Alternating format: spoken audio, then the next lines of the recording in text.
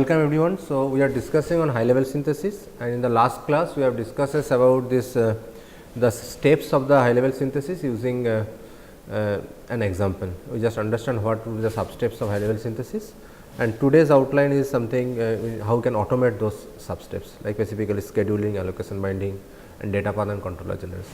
Right. So, if you just look back into the high level synthesis steps, we have seen in the last class that starting from an initial behavior in written in C or something, it go through pre-processing, scheduling, allocation binding, data path controller generation, data path generation and controller generation. Finally, we will get this RTL, right. So, we get this RTL out of that C code. And so, what we have discussed in the last class is not how to automate these steps. We just talk about what is the logical next step, right. So, that we have just tried to understand through an example. Today, we are going to discuss about those steps in the automation of those steps. Okay. So, pre-processing is also part of that, and how do we, as we discussed in the last class, we apply extract and data and control flow graph out of this behavior, and also do the data dependence analysis. Those things are very conventional compiler transformations. So, we can assume that those things is already known to the audience. But we also discuss about that this in pre-processing steps we apply a lot of compiler optimization techniques that improves the synthesis results. That will be a separate class. Okay, we will discuss in a separate class about that. So, today we are mostly going to discuss about the automation of scheduling, allocation binding and data path and controller generation. Okay. So, we will move on. So, before moving on, we know about this graph. This is the data dependence graph, where we have the dependence we have discussed in the last class, how the dependency you can extract. And just to convert this into a sequencing graph, what we just do, we just add a source node and a sink node, and we connect all the input variable to this node and all the output variable to this node, sink node, right. This is source node and this is sink. This is just to make the scheduling process a little bit smooth. This is nothing much, this is just a operation, no operation kind of thing, right. NOP means no operations. So, we are going to talk about this scheduling in this sequence graph, it is nothing but the data dependence graph, right. And we are going to talk about take the same example to discuss all the algorithm that we are going to learn today. Okay. So, the first and the easiest of scheduling algorithm is ASAP. What is that? Is as soon as possible. Okay.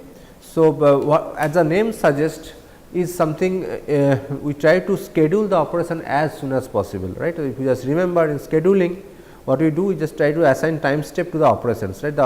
Initially the operations are untimed, we assign time step to each operations, right. For example, this operation is scheduled in time step 1, this operation is scheduled in time step 7, this operation is scheduled in time step 3 and so on, right. So, we have to assign time step to the operations without violating the data dependency, that is our target. So, to do that, we first, the easiest algorithm is ASAP, which is nothing but as soon as possible. As I mentioned, whenever some operation is available, we schedule it.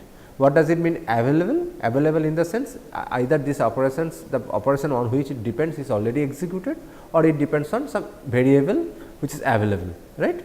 So, that is what is called as soon as possible. So, let us look at the same example, the differential equation solver example that we have discussed in the last lecture. That initially you can see this operation depends on the variable. So, this is available. So, this is basically available. This is also depends on variable. This is also available. This also depends on variable. So, this is also available. This is also depends on the input variable. So, this is also available. This is also available. So, I am going to schedule all these 5 operations in the time step 1. So, that is what I have done, right. So, these operations are scheduled in time step 1, right. So, this is time step 1.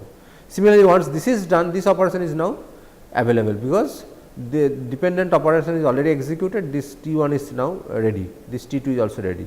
Similarly, this is also available because the precedence operations are done. Similarly, this. So, in time step 2, I am going to schedule all these 3, right. So, this is what I have done, all these 4 in the sense, because this 1, 2, 3 and 4, because this is also done, because this is also done. In the next step, this can be scheduled because this predecessor operation is now executed, and then 4th step I am going to execute this. So, effectively I am able to execute all this operation in 4th time step, right, 4th time step. So, this is what is called as soon as possible. So, this just overview of the algorithm, what is just whenever there is a, so I start from the time step 1, whenever there is a unscheduled node exists. So, I will just going to select those predecessors already selected. So, I am going to select one of the unscheduled node whose all the predecessors are already scheduled, and then I am just going to assign a time step to this based on the maximum of the all the predecessors, right. So, for example, if you just look into this, when I am going to schedule this this operation. So, this predecessor is scheduled in third time step, this is in time 2 time steps 2. So, the time step I am going to assign is 4, maximum of these 2, right. So, this is what I am doing here for all this node, just assign this max of this. So, what is that? Ci is the number of time it takes to execute that particular operation I. So, we will discuss on more. So, so far we have assumed that all operation will be single cycle operation, that means operation can be scheduled in one cycle only, but there may be some operation which can be scheduled in need more than one clock step, we will discuss later. So, what is the advantage of as soon as possible algorithm? This always give you this minimum latency, right. So, the number of time steps that will be given by this is minimum. So, latency is nothing but the number of time steps. Okay. Latency is nothing but time steps. Okay. So, the advantage of as soon as possible is that it always give you the minimum latency, that means the minimum number of time steps required to schedule that particular set of operations. Okay. And this is kind of an optimal solution, because we cannot have a less time schedule which is can have less time step than this whatever is given by this as soon as possible. But this is unconstant, that means the number of resource required here is there is no control over this, right. It always give you the maximum number of resource possible. For example, if you remember in the last class, this particular example we actually able to schedule in 4 time step using 2 multiplier, right. Now, you can see here there are 4 multipliers scheduled in time step 1. So, I need at least 4 mult to execute this operation in hardware, right. So, that means it does not give you the optimum resource, but it gives the optimum latency or the number of time step. So, this is kind of unconstant schedule, but if you I ask you to use only 2 multiplier, then this particular algorithm will not work, right. So, that is something that is as soon as possible. Okay. So, similarly, we have this as late as possible is just the opposite version of this as soon as possible algorithm. Here we are going to try to delay the operation as late as possible, right. So, here we will have a given a latency bound, that means I want to schedule this particular thing in say k time step or say 4 time step, and whether this is a feasible or not. So, if the latency is given too small, then the solution that we are going to get may not feasible, right. For example, if I give for this example, as I understand, at least 4 time step is required, but if I ask you to schedule this in 3 time step, this is not feasible, right. So, assuming that all multiplier is a one cycle operation. So, that is something is not feasible. So, if you just apply this as late as possible algorithm, here the solution may not exist, because if you give a very less latency bound, right. So, here the algorithm is similar to that ASAP algorithm. What it does, it try to schedule the operation as late as possible. So, if you go into this, we try to start from the output. So, those operations that are generating output, right, these operations. So, they are generating. So, they has to schedule in the last step, right. After if you do not schedule in the last step, you need one more time step, right. So, we have to schedule all the operations that are producing output, right. So, we have to schedule these operations in the last time step. So, here it start with a latency bound. So, latency bound is C t. So, it will start from the last time step. So, if I for example, if I ask you to schedule this behavior in 4 time steps, so latency bound is given 4, right. So, if you given this 4 time steps, and then I will find out all the variables that are that are producing output, we are going to schedule them in the last time step 4 time steps. So, I am going to schedule these operations in 4 time step V8, V9, V11, right. So, once they are done, the operation that are actually depend on this operation on which they are now ready to be scheduled. If you do not schedule here, you need one more time step, right. So, we are bound to schedule all the operations that the result of that operation is used by these operations, right. So, now if you look into this behavior, it is very clear that now V7, V6, V4 and V8 V10 has to be scheduled now, because they are now ready. Right. So, I am going to schedule this V7, V6, V4 and V8 in time step 3. Then I reduce the time step by 1, and then I will find out these 2 operations has to be scheduled, because they are the next. So, I schedule it here, and then finally, I have to schedule these 2 operations in the first time step. Right. So, this is how what is the ALAP operations give. Right. So, if you go look into the algorithm, So I'll again the same process that unscheduled node exists. I'll find out those node whose successor is already been scheduled, right. So here I try to find out this node whose successor is already scheduled. For this, their output is already scheduled, that means they are producing output. So, their output is already scheduled. So, I am to find out those number of operations and then I am going to assign their time step mean of their predecessors, I mean successors, sorry. So, for example, here if you try to find out the time step of this, its successor is this time step assigned is 4. So, I am going to make it 3, right, assuming this C is 1 here, right. So, if you have C say 2 or 3, then if it is say 5, then it will be, this is 2, then it will be assigned 3. Right. So, this multi-cycle operation I will come to come later. So, this is how this algorithm works. So, this is also very simple algorithm. So, discussion on this ASAP and ILAP, as I understand say, these are mostly do not consider the resource bound. So, it always generate a minimum latency synthesis, but there is no control over resource. The kind of synthesis result we are going to get will be not resource optimized, right. So, that is something, but the good advantage is that it give a latency bound. So, the ASAP solution or ALAP solution, whatever that bound will get, that will be the minimum. So, specifically ASAP will give the minimum latency bound and that will be the minimum number of latency that we can obtain from this ASAP solution, right. So, there is another important aspect we can utilize this ASAP and ALAP algorithm to find out the mobility of a operation. What is that? So, mobility is something, if you just go into this, here you can see that this is my initial graph and this is my ASAP schedule, this is ALAP schedule, right. Here this operation schedule in time step 1 in ASAP as well as in ALAP. So, this operation has to be executed in time step 1, there is no other alternative.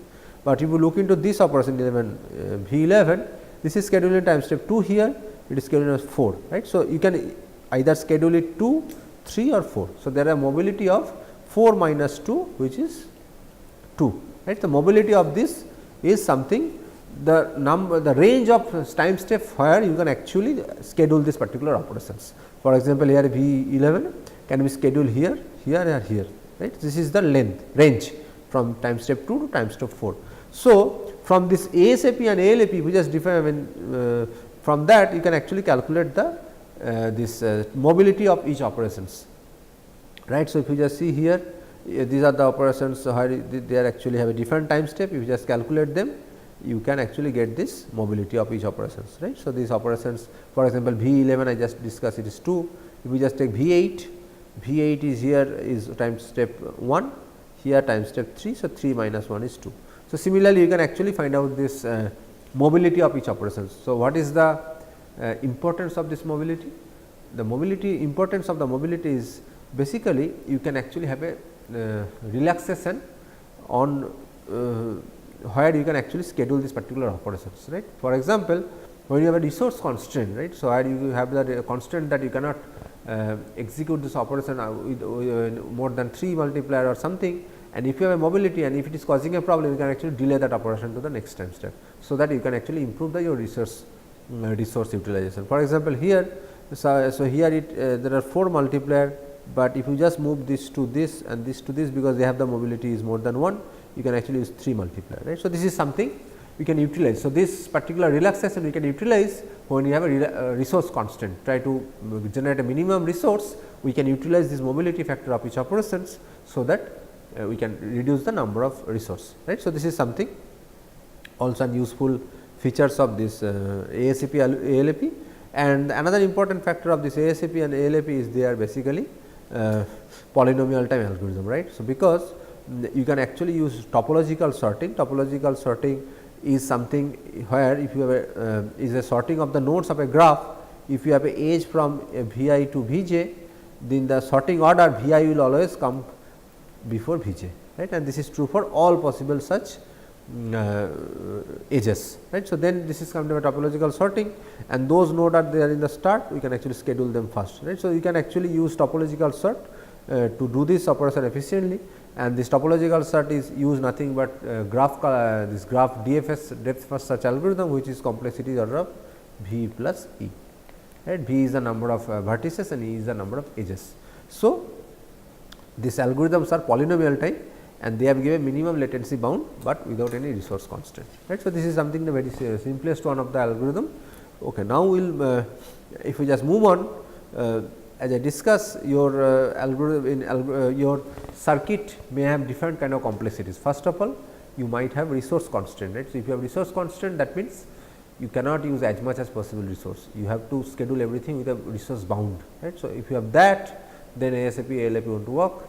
Even as I mentioned earlier also, if you have operations can be of different type, it can be multi-cycle, it can be operation chaining, it can be pipeline. This example clarify this. So, for example, suppose this is the schedule that is generated by some algorithm, say ALAP or something, and your multiplier take 30 nanosecond and this adder is taking 10 nanosecond, right. So, if you have this, the what will be your clock period here? It has to be 30 nanosecond, right, because your clock either have 10 or 30, you cannot both. So, you have to decide that your clock period is something of 30 nanoseconds, right. So, that means, in this particular schedule, you can see that 20 nanosecond of the time this clock period is remain idle, because we are not doing anything. Similarly, here, but only because I have to execute the multiply in 30 nanosecond, I need that clock period. What will be the alternative? The first alternative is multi-cycle, right. What we can do? We can define that my clock is of 10 or say 15 nanosecond, and I can execute this in in one clock, this also in one clock, but I decide that I execute the multiplier in two cycle. So, that now from 30 nanocycle clock I go to 15 nanosecond. Even you can do it in 10 nanosecond period also, right. So, you can do adder here, multiplier subtraction here, nothing here, and you can execute the multiplier in 3 clocks, right. So, this is also you can achieve 10 nanosecond also using multi-cycle. So, this is another variation. So, you cannot always the case that your multiplier or any operations is always a single cycle. To get a high clock speed, sometime we decide to use a multi-cycle for the bigger operations. We use a multiple clock cycle to execute that particular operations, whereas the smaller operation can be executing fast. So, this is one option, or other way you can actually you can keep your clock period 30 nanosecond, but you try to execute both of them in the same clock, right. Then also you can achieve 30 nanosecond, right. So, in 30 nanosecond clock period, right. So, that is also possible, and the third possibility is the pipeline. So, you execute this in parallel, you know the pipelining concept. Yeah, so, this is started after first phase of this, I will start the second multiplier, and then once so in the second clock, the second part of the multiplier will be executed, whereas the first part of the second multiplier will be executed. In the third clock, the last part of the multiplier will be executed, the second part of the second multiplier, and the first part of the third multiplier will be executed, right.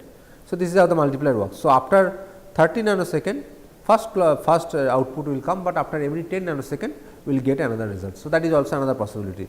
So, now the question is, if you have all these complexities, like you have resource constraint, you have this multi-cycle operation, pipeline operations, or say operation chaining is also possibility. What will be your good scheduling techniques, right. So, that is something we are going to discuss. So, that is what is called constant scheduling, right. You have a constant scheduling. So, what is constant scheduling? As I mentioned, it can have different kind of constant, and you can have two different versions. You try to minimize the latency given a resource constraint, or you try to minimize the resource given a latency constant. So, I have MLRC, minimize latency under resource constant, or minimize resource under latency constant. There are two variations of the scheduling algorithm, right. And in general, both the problem are NP complete. What is NP complete? NP complete in the sense those problems whose solution cannot have do not have a polynomial time deterministic solution, right. So, that means whatever the algorithms are there is exponential. So, so in this kind of NP complete problems, if you have exponential algorithm, say n to the power k or 2 to the power k, is very expensive, right. If you have a bigger algorithm, it won't work, right. If you just try to write an program in C, say which is say 2 to the power n kind of algorithm. So, if your n is going beyond 40 or 50, your algorithm will never terminate, right. So, it takes a lot of time. So, we try to find out some heuristic algorithm. Heuristic is what? We try to find out some logical consequence, logical decisions which result in some good solution most of the cases. Instead of going for exact solution, we try to go for a heuristic based solution, right. And exact solution also is there. We can use integer linear programming algorithm or whose algorithm. Okay. So, we will try to discuss one exact exact solution and one heuristic based solution in today's class. And since this list scheduling based on the idea of this Whose algorithm, we will just briefly discuss what is Whose algorithm before going to this. So, in the next 20 minutes or so, we are going to discuss ILP based scheduling algorithm and list scheduling. Okay. So, so before going to this modeling your scheduling algorithm instead using NLP, ILP, integer linear programming, let us define that what is integer linear programming, right. So, here you can see you have a minimization factor where you have set of variables x 1 to x n and you have this constant, constants are there. So, you try to minimize this value of this subject to satisfy all the variable value of this variable, try to find out the value of this variable such that it satisfy all this constant and give the minimum value of this, right. Where C is a constant vector, B is also a kind of a constant vector, right. So, B is also a constant vector. So, this is something the formulation, and if your variables are continuous, then it is a linear programming solution. If your problem this variables x 1 to x n are integer, then it is a ILP. Okay. So, let us take an example. For example, suppose I have the variable x 1 and x 2 and my objective function is this. I want to maximize this value of this minus x 1 plus x 2. So, if you and you have the constant this, these are the two constant 2 x minus 2 x 1 plus x 2 is less than or equal to 1 and x 1 plus 2 x 2 is less than or equal to 5. So, the value of x 1 x 2 should satisfy both this constant and generate the maximum possible value of f, right. To model this, your C is minus 1 and 1 because this is minus 1, this is 1 and this is your variable. So, this is your this C t into x transpose of this and your constant is this a x minus b. So, your these constants are nothing but this. So, you can see your a is nothing but minus 2 1 1 and 2 and this is your x 1 x 2, right. So, this is how this this a x less than or equal to b, right, and this is less than or equal to nothing but 1 5, right. So, this is how we model this problem. So, so if you just plot this variable, you will get this this line. So, this is the solution space, right. This yellow part is the solution space and we try to find out the maximum value of this, right. So, if you just put the value of this x and y this value, then we get f equal to 0. So, if you just give the value of f 1 is this, say something like 1.8 and this 1.1 or something, I will get f equal to 1. But if I give the value of x is 2.2 and 0.8, then you will get the maximum value, right. So, that will result in my 1.6. So, that is the maximum possible value of this. So, this is how the whole thing is works. So, we try to find out solution space and then try to find out the maximum value of this, which will give you the maximum of this objective function. So, now we are going to model our scheduling algorithm instead using this. So, we have to find out what are the variables we need to model your scheduling problem to this and what would be your constant, right. So, these two we have to find out. Let us discuss. So, for our ILP modeling of scheduling, we are going to use a variable xil. Okay. So, what does it mean? xil is 1 means variable operations vi start at time step l, right. So, xil is equal to 1 if that particular operation start time of that particular operation vi is l, otherwise it is 0, right. So, if you just assume you have operation is v 1 to v n, operations are v 1 to v n and say time limit is lambda, then your lambda can be 1 to lambda plus 1. So, how many variables are there? So, operation v 1 I have x 1 1 because it can schedule this x 1 2 x 1 3 into x 1 lambda plus 1. That means, operation if operation v 1 is scheduled in time step 1, then this will be 1, and if it is operation 1 scheduled in time step 2, then this will be 1 and so on. So, I have this number of variables for operation v 1. Similarly, for v 2 I will have a variable like x 2 1 x 2 2 to x 2 lambda plus 1. This way v n के लिए x n 1 x n 2 to x n lambda plus 1, right. So, these are the possible variables I have, right. So, these are the possible variables, right, n into lambda plus 1. So, these are the number of variables and we have defined this is 0. So, only if that particular operation is scheduled on that, right. So, we have to find out those values, right. So, these are the variables, the value of these variables has to be find out, right. And now, what are the constant I am going to use? The start time of each variable is unique, right. So, for that means what? You cannot start a operation in multiple time step, right. It has to start in some time step, right. So, that means only one of this in lambda plus 1 variable can be 1 for V 1. Similarly, this for represent V 2 exactly at most exactly one of this lambda plus 1 variables will be 1. Yeah. So, as I mentioned that maximum of this n lambda 1 variable only one of them will be 1, right. So, that is that given by the unique start time, that summation of this x 1 I L for I equal to 0 to n or will be 1, right. And now, if you just go back to your ASAP and ALAP solution, a operation ASAP will give you this minimum time step.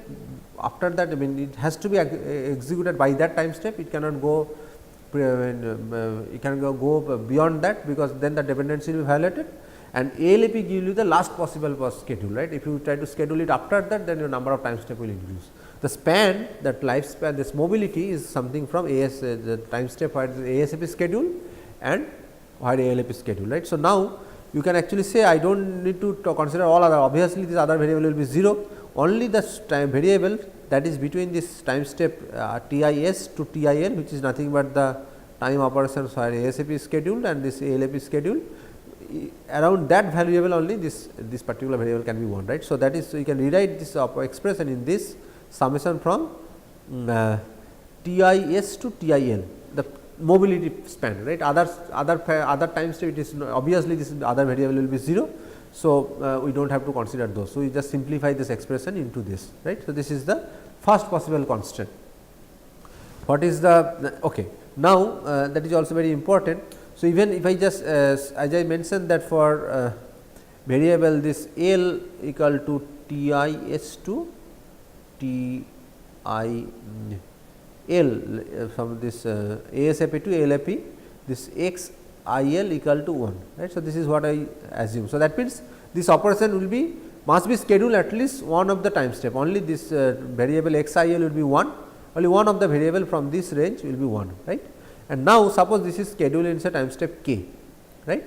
So, what will be the, how do you represent that your start time Tj, say for operation say Vi, start time is say Ti, right. So, how can I represent this Ti is L into TIL. So, this is the summation. In this summation, I just multiply this L, right, because now if this particular operation is scheduled in L or say time step k, then only that particular k will be 1, all other will be 0. So, if I multiply that with this k value, then it will give you the k, right. So, the start time of the particular can be represented by L into XIL, right. So, this is how I can find out the start time of this, right, because now I have to represent everything in terms of this variable, because these are the only variables I have and I have to make the model using these variables only. Okay. So, now this is something the start time. Now, first I just mentioned the first constant is the start time must be unique. So, which is given by this constant.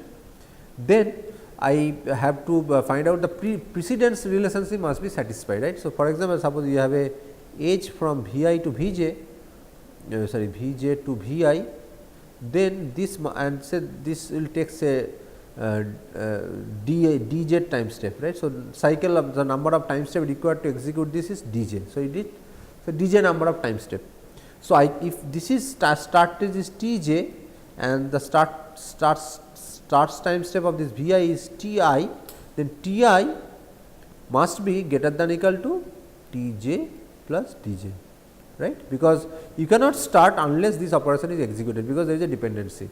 So, if it is start at Tj, it will take Tj Ti this Ti plus Dj minus 1 basically those number of steps, and then only the next step I can only schedule this, right. So, this is the timing constant corresponding satisfying the precedence relationship, and if I just represent this Ti by this, it will give you this L into Xi, and if I just represent Tj, it will give you this, right, T into JL, right. This is IL, this is JL, because this is nothing but the operation Vi and Vj, and this is Dj. So, this is what I am going to get it for the precedence relation. This is for all possible edges.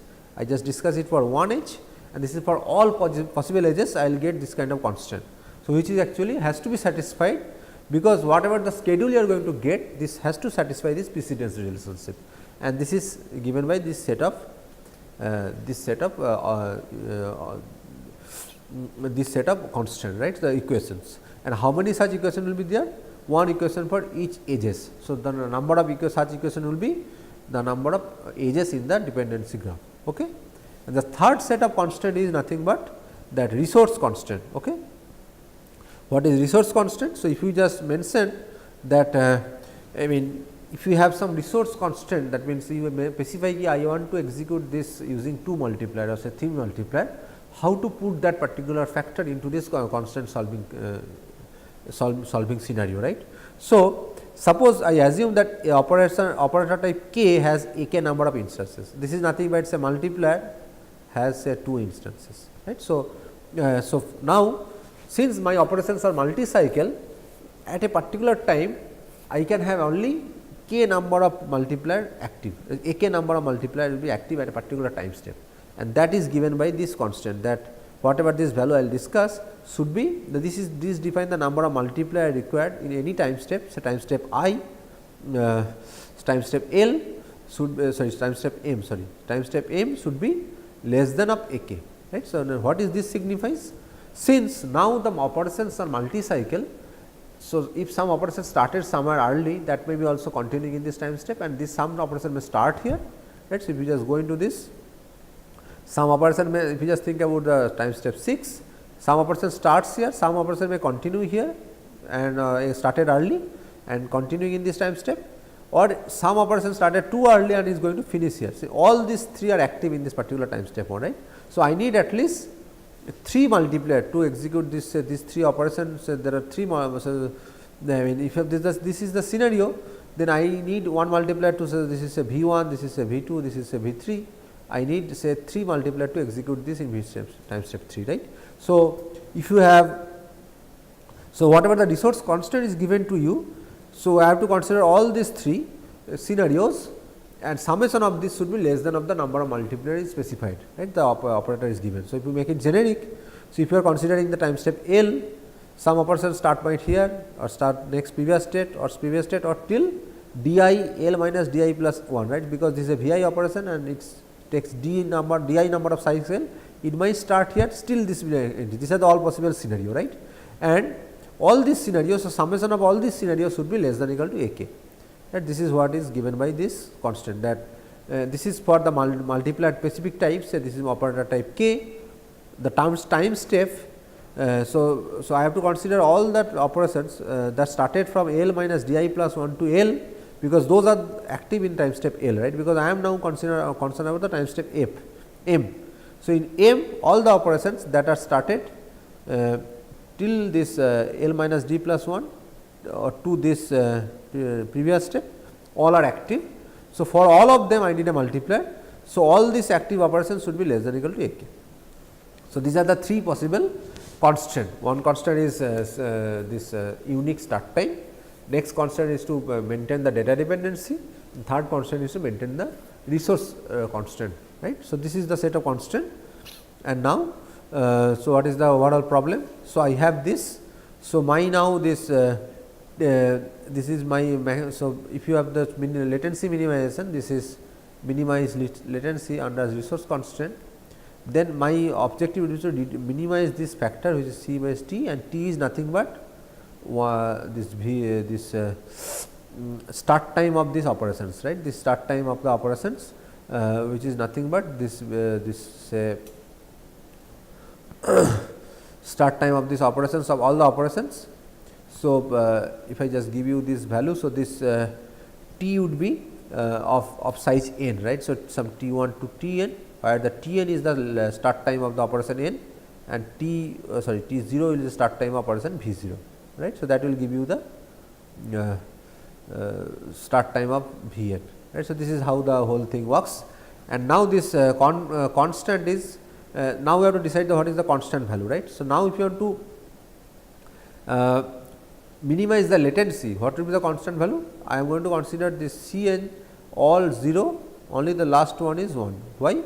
Because I want to get the minimum latency, that means I want to schedule this Tn as soon as possible, right. So, that is the minimum value of this Tn will give you the minimum latency, right. Other value I am not care, right. But if in the ASAP solution I want to minimize the, I want to schedule all the operation as soon as possible, then your C will be nothing but all 1, right. So, all operations try to find out the minimum value minimum start value of that particular operations, right. So, this is something for ASAP C will be this, for minimum latency MLRC problem the C will be 0 0 1, right. So, 0 0 last bit is 1.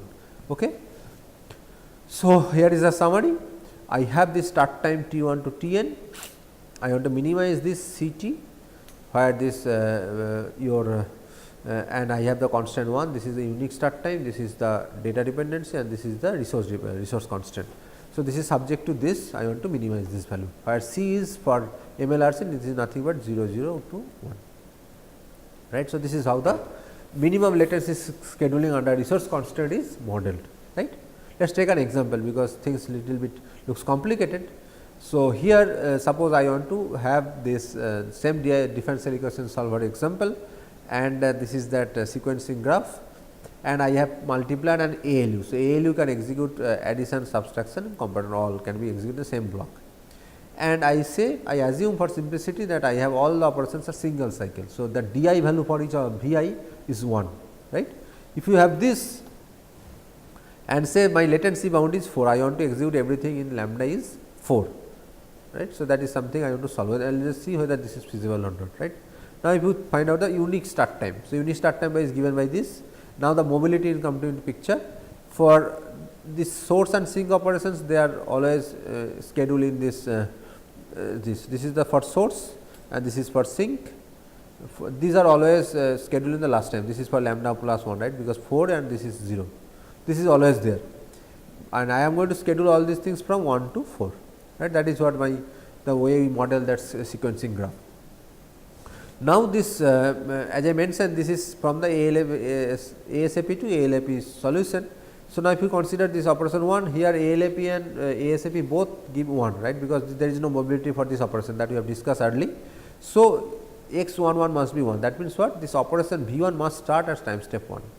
Similarly, for x 2 also this x 3 also this, because this is that critical path and there is no mobility here, all are 1, x 4 and x 5 till this point. So, x 5 has to schedule in time step 4. So, that is why x 5 4 is 1, but x 5 1, x 5 1, this x 5 2, x 5 3 all are 0, right. So, these are all 0. This is definitely giving this has to schedule in time step 4. And now, for the other operations, for example, say V 11, mobility is here is 2, if you remember. So, this can schedule here, here or here, 3 is time step, this is the ASAP solution. So, V 11 2, V 11 x 11 3 and x 11 4, summation would be 1, because it can schedule anywhere, any one of these 3 steps. So, this is what is given by this. Similarly, for I can find out for all variables, right. So, this is my constant corresponding to the start time. Now, I will go to the precedence constant. Now, if you just take about this example, right, 1 to 3. So, now, this 1 to 3 is something just a minute. So, yeah, this is not mentioned here. So, let us say take this x 7. So, for x this because this is scheduled. So, let us take an V 1 and this edge, right. So, what will happen, this schedule in 1 1 and this is scheduled in always this 1 3, this is 2, right. So, this is x 3 2, because this is always scheduled into x 3 and then this is something what is given by this, right. So, because this is always fixed, this is my x 1 1, this is x 3 3 and this is 1 cycle. So, this must be greater than or equal to plus 1, right. So, this constant I am going to get for this edge. Now, take a other edge, right. Say let us take this edge V 6 to V 7. Now, what are the possibilities of this V 7? Sorry, V 7, it can schedule in 2 or 3, right. So, V 2 into 7 2, it will give you the time step or start time of this person 7, or 3 into 7 3, either it will start in time step 2 or time step 3. And for 6, it can start either in here or here, because there is a mobility of 1. So, 6 1, 1 into 6 1 and 2 into 6 2. So, this is what this part is nothing but this part is nothing but this, and since I have only one single time step. So, this is 1. So, I just put everything this side. So, this is 2 into 2 x 7 2 plus 3 into x 7 3 minus 6 x 1, this is moved here, minus 2 6 2 minus 1 is greater than or equal to 0. So, this is for all edges. Similarly, for all other edges also we can find out this kind of constants, right. So, these are listed only the non-trivial one, trivial one like this is you can find out. So, this is the set of constant for precedence. Now, if I assume that I have multiplier 2 multiplier and 2 ALU, I have to put constant for multiplier and also constant for this ALU, right. So, and the constant is given by this. So, this is about the type. So, for multiplier type, since these are all single cycle, I do not have that consider multiple step, I have to just consider the present state. Here the number of multiplier executed in time step is this 4. So, this x 11, x 21, x 61 and x 811 should be less than equal to. So, this actually ensures that all 4 will not be scheduled in time step 1, because your start time only out of this 4 operation only 2 of them can start at time step 2, because I have 2 multiplier. So, this is what is this constant signifies. Similarly, if you just go into the time step 2, this 3 2 6 7, and since this has a mobility, this also can execute here. So, 6 2 7 2 x 3 2 6 2 7 2, and also this also can execute, because this is there is a mobility. So, x 8 2 should be less than or equal to t. So, this combining these two, it will ensure that not all of them will be executed here, some of them will move back, some operation will move down. So, that all these resource constants are satisfied. Similarly, for ALU, we can say that this operation has to be operation in this operation only this can execute. So, only this 10 1 less than or equal to 2, and operation time step 2, this can execute, this also can move down. So, this 3 can execute. So, x 9 2, x 10 2 and x 11 2 should be less than or equal to 2, and this way we can actually find out the constant for each ALU. So, how many constant will be here?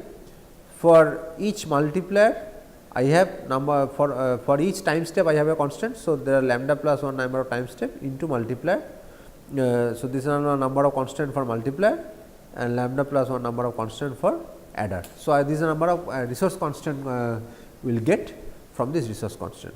So, you can understand now I found I have find this is the set of constant, this is the dependency constant, this is my the precedence constants, and this is the resource constant, and if I solve this using this value, the value of all this x I will get. So, sum of this x I L value will be 0 and sum will be 1. So, this x 12 value will give you the start time step of each operation, which is nothing but the scheduling of that operation, right. So, if you just go into this is the solution I am going to get if you solve all this constant. You can see here I am actually that optimum solution that we have discussed in the last class, we are getting that because I have 2 multiplier here, 2 multiplier here. So, I am able to execute everything in 2 multiplier and 2 adder, still I am getting 4 time step, which is the minimum possible value. So, this is if you just add these 3 constant and if you give to some solver, which will give you this solution, right. So, for this example now, this x 1 is 1, this is x 2 1 is 1, for this operation x 3 2 is 1, for this x 6 2 is 1. So, for this operation say x 5 4 is 1. You can see I defined that n into lambda number of variables.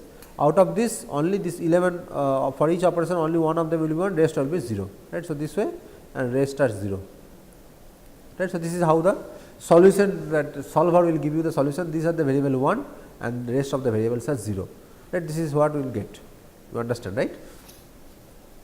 So, now if you just so ILP solution advantage is that we can use the standard ILP solution package, LP solvers or some solvers, and we can get a exact solution, right. So, we will get an exact solution, but the problem is, and also another advantage is that for a resource we add some constant, but we can also add some other kind of constant into the framework and it will still solve the problem, because this is a constant solver.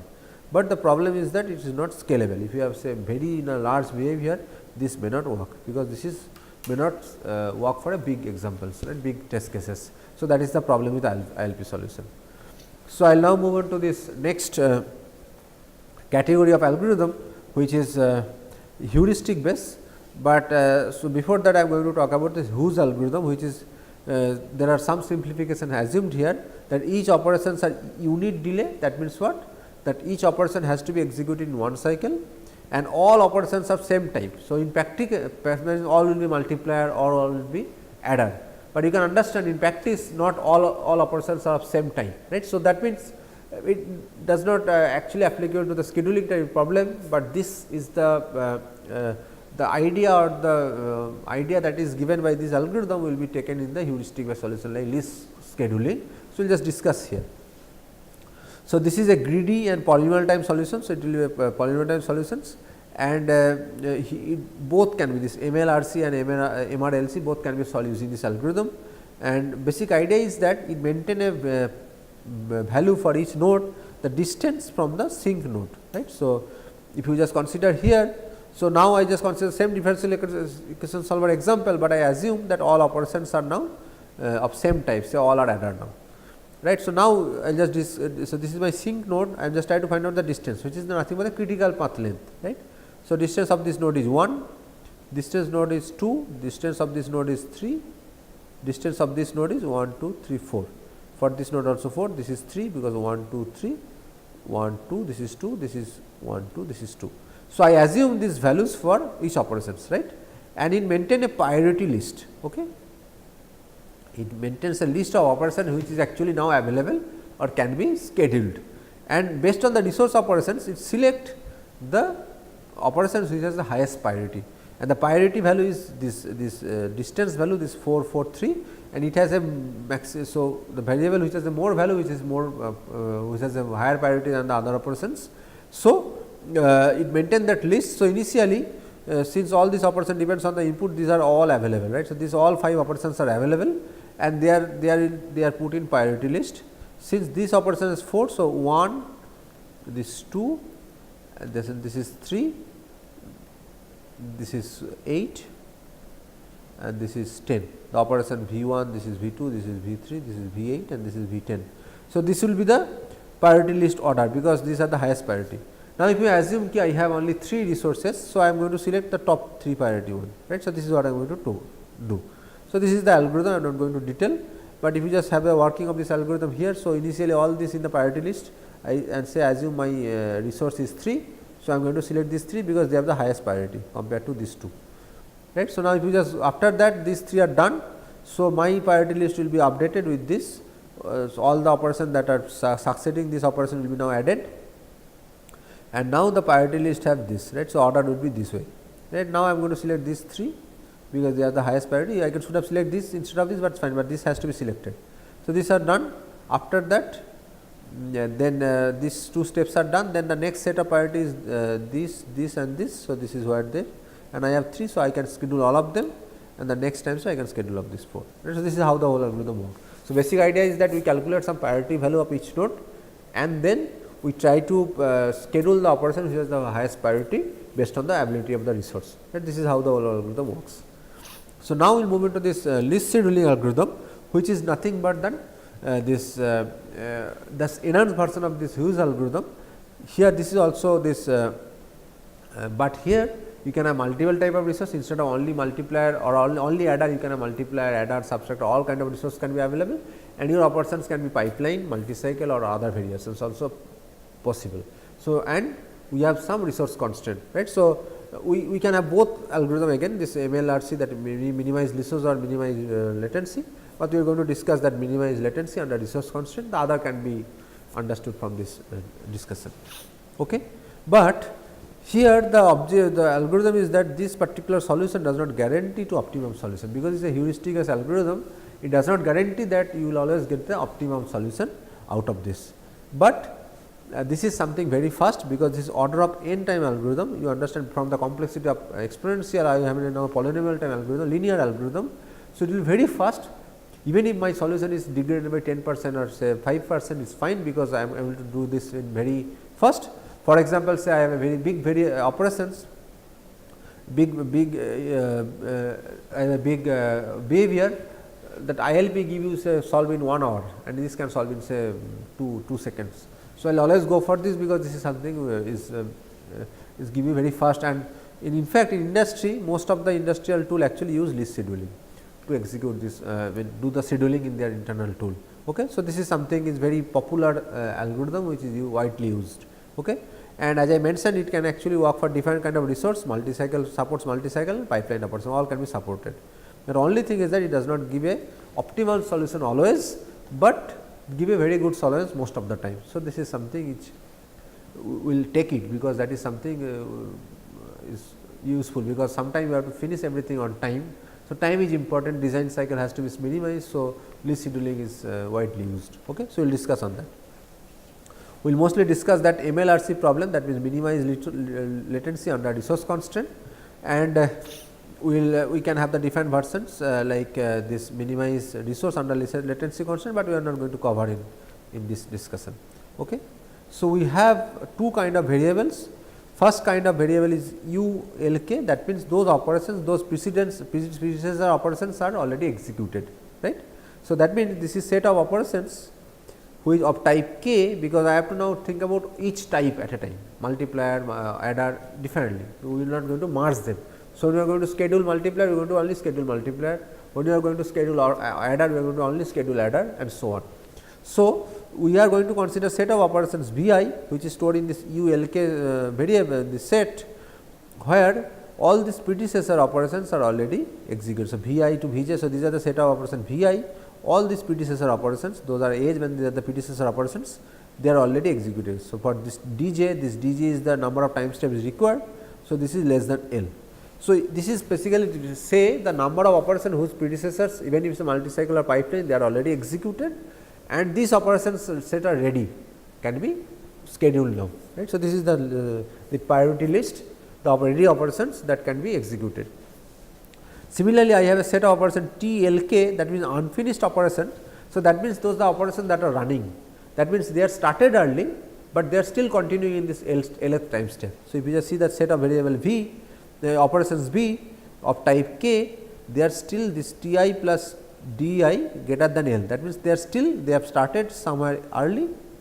So, this is my say time step L, they have started somewhere here or here, but they are still continuing here, right. So, these are set of operations that are running here, and what is important here is that I mentioned earlier also, these operations also need resource in this time step L, and these are the most important, they have to be scheduled, because they are already started, and we cannot start another operation by bypassing this operation, because they have started, they has to complete, then I can then only I can start other operations, and I can only start other operations if after scheduling all these such operations that are actually active in this time step, some other resources are available. So, the idea is that in a particular time step, these are the highest priority operations, they have to be scheduled, and if other resource available, I will take it from here based on some priority value, and priority value can be same as Hughes algorithm, the critical path from the sync node. Okay.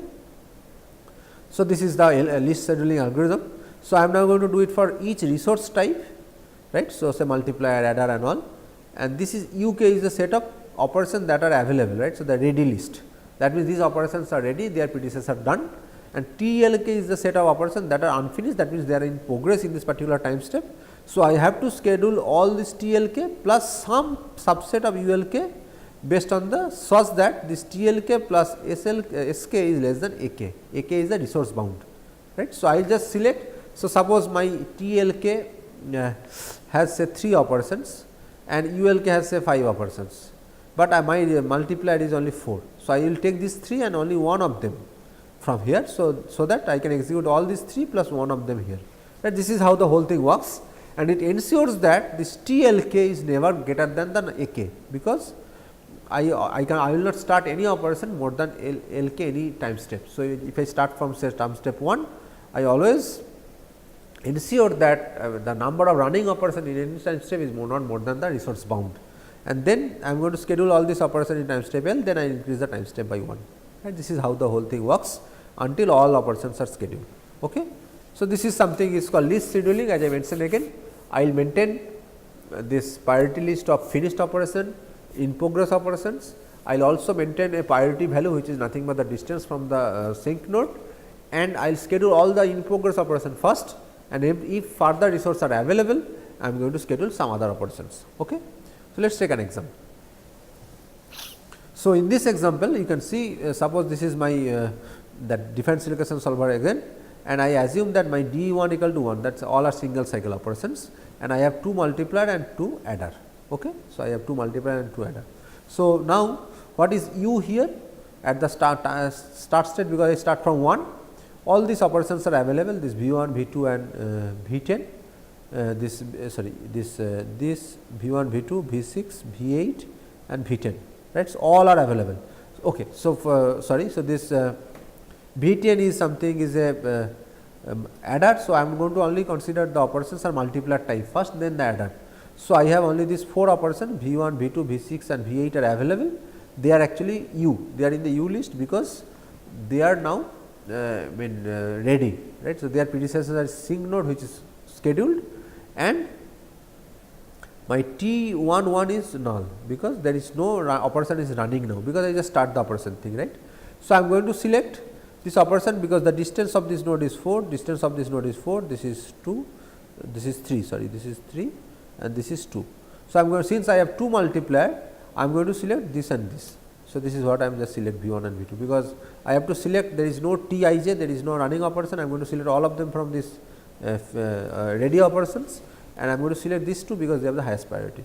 So, once this is done, my in the next step, because this is a single cycle, everything will be there, the Tj is not there because that is there is no running here, this is T I1, 2 1, 2 2, everything will be 0 because there is no running operation, all will be finished in the single clock. So, now I have this once this is done, this also available. So, my U will contain V3, V6 and V8, for this distance is 3. So, I am going to select this and this, not this one because they have the highest priority. So, I am going to select 3 and 6, and after that in the next time I am going to select 7 and 8. For adder, here I am only one operation is ready. So, I have V10, I am going to select it because there are 2 adder available, and the next time step I have this, only this is available, not no other. So, I have only V11. So, I am going to schedule it in time step 2, and then V time step 3 I have now V7 and V8 because now this 3 and 7 is done. So, 7 and 8 is now available and 2 resource. So, I am going to select both of them, and once this is done, now I have this and this both are available, let us say 4 and 9. 4 and sorry V4 is only available, this is not available yet because I am going to do it now. I am going to do in time step 3. So, now I am going to do V4 in the time step 3, and then finally V5 and V9 because there are 2 adders, I am going to schedule them into time step 4. So, this is what is going to give this list scheduling give you the solution, and you can understand this is also optimal solution because I am adding 2 multiplier and 2 adder, which is also given by the this list scheduling. Now, I will just consider the different variation of this. Suppose I might have a multi-cycle operations. So, all operations are 2 cycle, and again I have only 2 multiplier and 1 ALU, not 2 ALU. Okay. And now, I want to see how it can happen. So, initially as I mentioned this 1 3. So, for multiplier this 1 2 3 4, this V1, V2, V6 and V8 are available. Okay.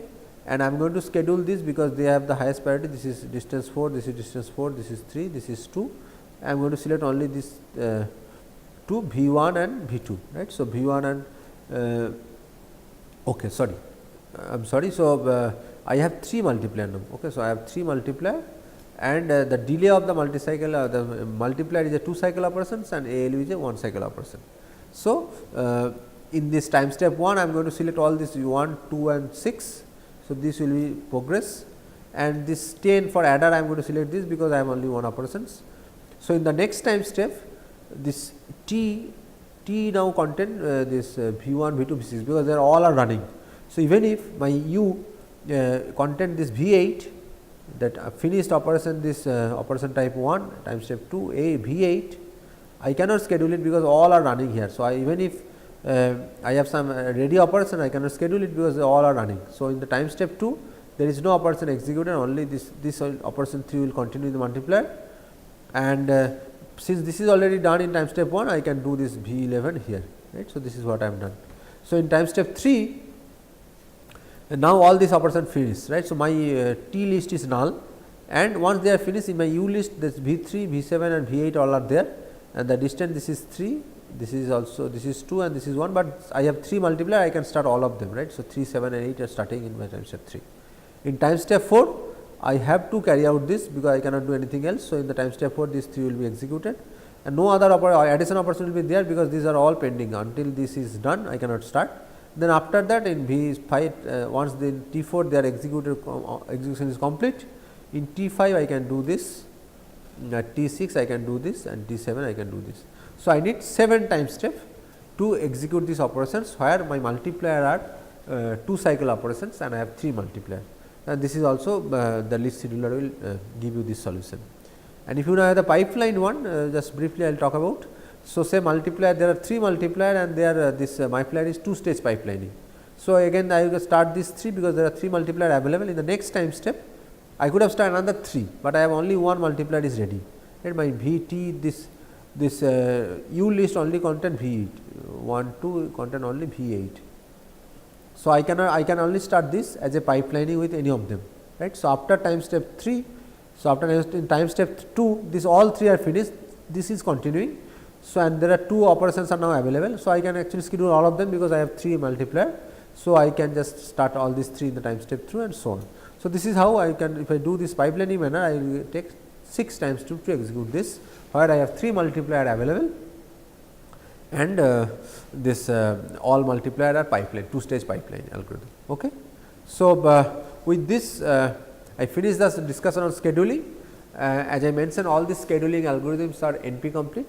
So, exact solution is not scalable, we can have ILP solution, but smaller, this always give you the optimal solution, you do not have to worry about this. But we usually prefer the heuristic based algorithm, because that is something very first, polynomial time, order of n list scheduling, and that also give a very good solution most of the time, right. So, this is something in the scheduling part. Okay. So, we will now try to talk about this allocation and binding and their automations of allocation and binding. So, as you mentioned, in this allocation and binding we try to map those operations into functional unit and variables to the registers, right. So, this is and try to optimize, and our objective is something, try to use maximize the resource sharing, that means use minimum number of resource, right, that means minimum number of registers, minimum number of function units. So, that is our objective. Okay. So, let us take an example. So, suppose this is my the schedule generated by some scheduling algorithm, where operation 1 and 2 schedule in time step 1, operation 3 and 4 schedule in time step 2. So, what is the optimum hardware here? I have to use 2 and all are say type adder. So, I need at least 2 adder to do this, because this 1 and O2 is running in time step 1. So, I can schedule O1 here, O2 here, and now in the time step 2 I can do O3 in this time here itself, because this is now free, and I can do this in this right. So, I can schedule O1 and O3 in the adder 1 and O2 and O4 into this. So, I need 2 adder, right. So, this is the minimum number of resource possible for this. Similarly, for registers I need at least 4 registers for storing these 4 variables. So, I need say R1, R2, R3 and R4, and A is stored here in R1, B is stored R2, C is stored in R3 and D is stored in R4. And now, after time step 1 E is available, A is still using. So, this is still we need A, but B is not required. So, I can store E in B, right. I can store in the same register in R2 B E, right. Similarly, here D you are going to use here, but C is not required. So, I can store F in the same register as C, right. So, I store F here. So, after this, again once this ready, this my G and H variable is required, but again this all E and F is dead now, I do not need. So, I can store again G in this same register R3 and H in this register. So, I need 4 register minimum to store this. So, I have 1, 2, 3, 4, 6, 7, 4, 5, 6, 7, 8, 8 register, 8 variables. I can store them in 4 registers. I can store them in 4 registers, and I have 4 operations. I can execute in 2 FU, right. So, that is what is the minimum thing. So, now the question is how we can automate this particular process, right. So, to do this we try to find out some conflict graph or compatibility graph. Let us find out that. So, what is conflict graph? So, I will do the same thing for FU, register is the same way we can do. So, we will just talk about that FU allocation and binding, and the register allocation the same process, which will follow the same kind of algorithm. Okay. So, what is the conflict here? So, O1 and O2. So, for each operation I will draw a node. Okay. So, this is my operation 1 O1, this is O3 2, this is O3 and this is O4. Okay. And now, O1 and O2 has a conflict. Conflict why? Because they are going to be scheduled in the same time step. So, I cannot do them in the same adder, right. So, I have a conflict between them. So, I will add a edge. Similarly, O3 and O4 has a conflict, but there is no conflict between O1 and O2. and O3 to O2, similarly O4 to O2 and O4 to O1. So, I have this is the conflict graph. Okay. So, this is what is conflict graph. Okay. Similarly, I can construct a compatibility graph. What does it mean? Which operations are compatible to each other, that means they can be shared the same resource. Okay. So, to draw the compatibility graph out of it, I can try that again. So, this is say operation 1, this is 2, this is 3 and this is 4. So, operation 1 is compatible with 3 and 4 because they are in different cycles. So, 3 and 4. Operation 2 is compatible with 3 and 4, right, 3 and 4. And operation 3 is compatible to 1 and 2 and 4 is operation compatible. So, this is the graph I am going to get. This is compatibility graph, right. So, this is the compatibility graph I will get if I draw this, right. So, from this schedule behavior we can either construct conflict graph or compatibility graph. And then what does it help? How does it help? For a compatibility graph, we try to, so what does it mean? If there is age means they are compatible, they can be scheduled in one time step. In the same, they can be scheduled using same adder or same resource, right. So, if I have this, then they can be scheduled in this, right. Similarly, if there are 3 nodes and they are all compatible to each other, they can be also can be scheduled into the same resource. They can be executed in the same resource. Or if there are 4 nodes and they have compatible to all each other, then also these all 4 can be scheduled into the same they can be executed in the same resource. Similarly, if I have 5 node, if I can find such node where all are basically compatible to each other, this is nothing but a complete graph. So, what I am drawing here is nothing but complete graph of node 2, this is complete graph of node 3, this is complete graph of node 4, this is complete graph of node 5. So, if you can find such component, that means they are all compatible to each other, that means they can share the same resource, then the same that particular all these things can be mapped to a same resource. So, in the compatibility graph we have, and this is a complete graph subset, right, and this is called clique. Okay. Clique is what? Complete subgraph of a big graph. So, in the original graph there may be say 100 nodes, and out of that I find 4 nodes, they are compatible to each other. So, that is a clique, maximum subgraph, complete subgraph of a big graph, right. So, this is nothing but once you have this compatibility graph, this is nothing but you have to find the all cliques of this your compatible graph, and your compatible this clique, each clique will be mapped to a same resource, right. So, this is kind of a clique partitioning problem. So, or minimum clique cover problem. So, either clique partitioning means you try to cover all your graph using some cliques, so that all of your nodes are covered, right. So, for example, in this for this graph, if you complete the, so construct the compatibility graph for multiplier, this will be the compatibility graph, and if you construct the compatibility graph for this adder, this will be the compatibility graph. Okay.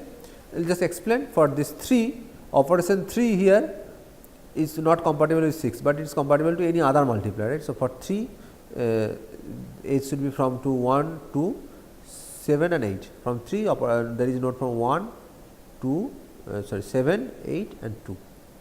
So, 3 is compatible to all other operations except 6. Similarly, for 1 this is not compatible to 2, but it is compatible to any other operation. So, this is how you will construct this, and for each type you have to do this, because I am not going to club multiplier and adder into same resource, right. So, similarly, for this ALU, so these are all scheduled in different time steps, right. So, all are scheduled, only these are not compatible, 5 and 9. So, all other are compatible. So, this 10 is compatible to all others, right. So, from 10 you have S to 11, S to 11, S to 5 and 9, from 10 to 5 and 9, and then I have also S to this 4, right. So, it is connected to this. So, this way I can actually construct the compatibility graph, and then you have to apply this clique part is a clique cover problem, which is very well known graph problems. So, you can actually apply this to find out the minimum number of cliques, that is cover the whole graph, and each clique is nothing but one resource, right. For example, here you can find it here is, so in this graph you can see that these three nodes, because all are multiplied. So, this is a complete graph. I have only a complete graph of size maximum size 3, there is no complete graph of size 4 here, because if you add one of them, if you add this to this node is not there, right. So, I cannot have a size 4 clique here. So, I have 2 cliques. So, this is one clique, this is one clique. So, this will be multiplier 1, this is multiplier 2. So, I need 2 multiplier to this to execute, and you can understand in multiplier 1 I am going to map 1, 3 and 7, 1, 3 and 7. In multiplier 2 I am going to map 8, 6 and 2, 2, 8 and 6. These 3 I am going to execute in 1 and this is going to execute 1. So, this is how I am going to solve this problem. So, the one approach is that you construct the compatibility graph and you apply this click covering problem to find out all the clicks, and each click is mapped to a single resource, and all the operations will be can be executed in that particular resource. Okay. This is something we can do in one way, and conflict graph is something, as I mentioned, if these two operations are, this is just the reverse graph of this. Reverse graph means what? You just remove all the edges here and you add all the edges that is missing here. So, that will give you the conflict graph, right. So, here also I can construct from this behavior, I have a edge in the conflict graph 1 to 2, right. I have a edge from 1 to 2 and this 3 to 6, right. So, I have only a 3 to 6 and 7 to 9, because they are all executed. I am talking about the multiplier. So, I should have this 3 A's should be there, right. So, these 3 A's should be there, and now once you have this, what algorithm you can apply? You can actually use this graph coloring problem. This problem can be mapped to graph coloring problem. What? So, what is the graph coloring problem? You try to find out the minimum number of color to color all the nodes of the graph such that two adjacent nodes have a different color. So, that is called this chromatic number. Okay. Chromatic number is the minimum value of color. So, which is required to color all the nodes of that graph such that two adjacent nodes have a different color. So, what does it mean? So, if you just do this, so you can apply say blue here and this yellow, because they have a edge between this, and then edge between. So, I can apply blue here and yellow here because there is a edge.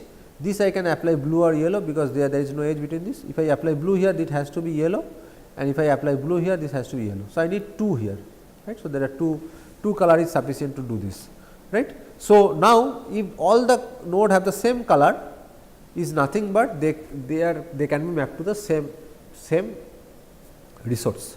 So, you can see here this also give you the solution like 1, 3 and 7, 1, 3 and 7 is mapped to this the same resource, here also 1, 3 and 7. So, both are same problem, but you have a different approach. One is click covering problem, otherwise is graph coloring problem, and here also this 2, 6 and 8, here also 2, 6 and 8, 2, 6 and 8 is the map to the same multiplier, right.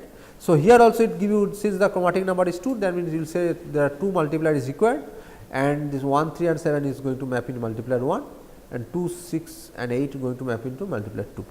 Similarly, for adder, this is the complementary graph for this multiplier. So, you can see that the results is same, right, but you can apply 2.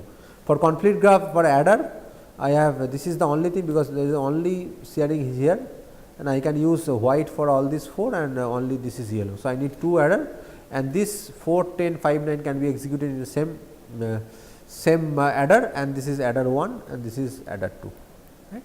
So, here I just discuss how that finding minimum number of this FU function unit can be mapped to a graph coloring problem or compatibility graph problem, and apply those conventional graph coloring problem algorithm or say heuristic or say click covering heuristic to solve this problem to get this solution. Okay. So, this is one approach, and now the register binding problem is the same, right. So, as here when this node, each node will be registers, we can actually construct a conflict graph or a compatibility graph. How? If the lifetime of 2 registers are overlapping, then there is a conflict between them, right, and if they are not overlapping, there is no conflict. So, I can construct based on that idea, I can construct the conflict graph or compatibility graph from the register lifetime information. Similarly, I can also find the interval graph, and I can apply any of the technique that I have discussed so far. So, to solve this register binding problem as well, right. So, this is also same problem, just here the each node will represent the registers, the V is the set of variables, and E is the overlap. If they are lifetime overlap, then I will add a H, and then I can construct the interval graph or complete graph or compatibility graph, and you can apply the same algorithm. So, both can be solved in the same approach. I will just go to the last part, that data path and control generation, which is very obvious, there is no much complicated here. Yeah, so, here as I mentioned that after this register allocation binding, and function unit binding, I know this operation is mapped to this, and these are the set of inputs possible here. These are the set of input possible here, and I have to make some connection here, interconnection, so that this operations can be executed, and in some time step I need this and some time step I need this, some time step I need this, and so on. So, I need to add some data path interconnection unit like multiplexer, demultiplexers and on so on, so that I can execute this operation smoothly, right. And there are two possible operation, bus based architecture or mux based architecture. So, in bus based architecture, what happened, for each register there is a output bus, right. For register 1 there is a bus, for register 2 there is output bus, for register there is output bus, and if this R1 is connected to this, I will just add a connection here and add a switch here. Similarly, if say this R4 is connected to this, I will just add a line from here and for R2, and then I just add a switch, right. So, this switch will be controllable by a control signal. So, if in a time step 1 says I am doing say I am doing R1 plus R2 equal to R3, then this switch and this switch will be activated in time step 1, right. And in other time step, if say R4 and R5 is happening, then the switch corresponding to R4 line and the switch corresponding to R6 line will be enabled in that particular time step. Okay. So, that particular register value will come to the FU. So, this is bus based data path, and mux based, which we have discussed in the last lecture, that we have mux, will put mux at the input of the FUs, we will put mux at the input of the register, which we have discussed, and then we will add control signal, so that I can control the data flow this versus this based on the operation going to execute in that particular time step. So, both are possible and both are kind of same. Here mux, here only switch is nothing but 2:1 mux. So, both are possible and we can generate any of them. Okay. And here what kind of optimization is possible? Actually that commutative operations can be applied here to improve the this mux size. So, if you just see here, so for example, say time step 1 this I1 is coming, time step 2 R2 is coming, time step 3 R3 is coming, time step 4 R5 is coming, and similarly here R3, R1 and R2, right. And similarly here also, right. And here also this value in time step 1 and 3 go to R2, time step 4 it goes to R6, time step 2 is going to R5, the output of this adder. So, we will add, so conventionally what we are going to do, I will just put a mux 4:1 mux, there is a control signal length will be 2, here also 4:1 mux, control signal will be 2 bit control y and so on. So, this is the data path I am going to generate blindly if I generate the data path. Similarly, here since there are two output which so they are all connected, so there is no problem, but if there is a multiple, so adder this also coming here, then I have to put a mux here, right. So, this is what I have generated here, right. So, this is something is known. Now, if you just see, if I just do here, I just swap this R2 and R1 and you will get this, right. So, I just swap this R2 and R1. Okay. So, now you can see initially I have this R1, R2, R3, R5, and if I just move this swap this R2 and R1, what will happen? You can see R2 comes here and R1 comes here, and now I have 2 R1, right. So, I can select this R1 and R1, here I have 2 R1. So, I can reduce the mux size. So, I have only 3 possible input R. So, there are 2 R3 also. So, and also I swap this I1 and R3. So, this also I swap, because I am doing A plus B, right. A plus B and B plus A is both are same. So, I can just swap this A and B and B to A. What is done here R1. So, here you can see I actually am doing in time step 1 I am doing I1 plus R3, right, equal to R2. This is what I am doing here, and this time step 2 I am doing R2 plus R1 and it is storing into R5. Time step 3 I am doing R3 plus R1 and it is storing in time step 3 R2. And time step 4 what I am doing, this R5 and R2 and it is storing into R6. So, this is the 4 operations I am executing here. So, similarly can be done here, I am not going to that detail. So, now what I am just doing, I am just swapping this. So, instead of R2 plus R1 I am just doing R1 plus R2, both are same, R1 plus R2. Similarly, here I am doing L1 plus R3, instead of doing I am just doing R3 plus I1, right. So, I just swap this to commutate this operation, right. If we just do this, what will happen? You can see now I just do this. So, now I have 2 R3 here, 2 R2. So, I can actually reduce the size to 4:1 mux to 2:1 marks, because I am now actually only 2 possible input. Here also I mean one of the input to reduce. So, similarly, I can do the same thing for this marks, which I am not going to discuss detail, and reduce the size. So, this is the kind of optimization we can do in the data path generation using these commutative operations and all. We can actually reduce the mark size, which will also give you the overall area requirement of the whole design will be less, and also the number of control signal required also less. Earlier I need 4 bits, I mean 2 bits, I am now only need 1 bit. So, the controller also size also will reduce.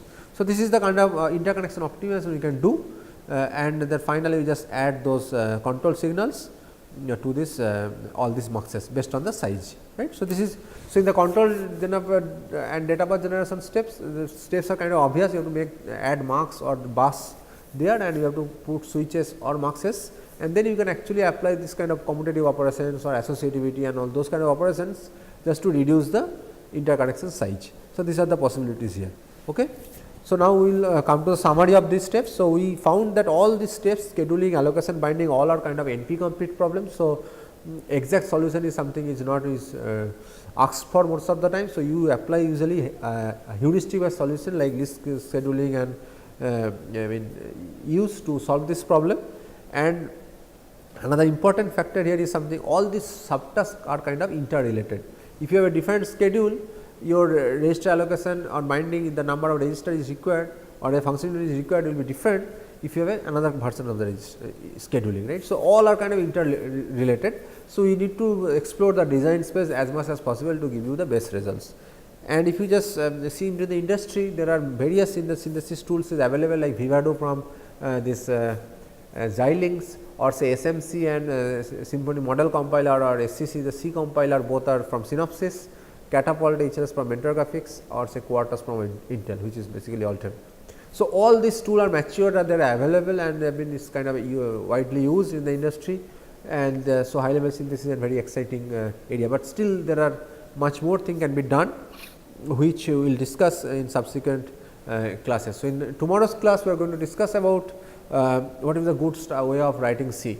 As I mentioned in the first class also, that not all C will going to give you the good synthesis results, right. We have to write the loop in specific way, or say write that array into specific way, access them in a different way. So, those we are going to discuss what is the good way of writing your operations or the behavior in C, which will actually which will generate a good hardware or good RTL through this synthesis tool. So, that will be the topic of discussion in the next class. Thank you.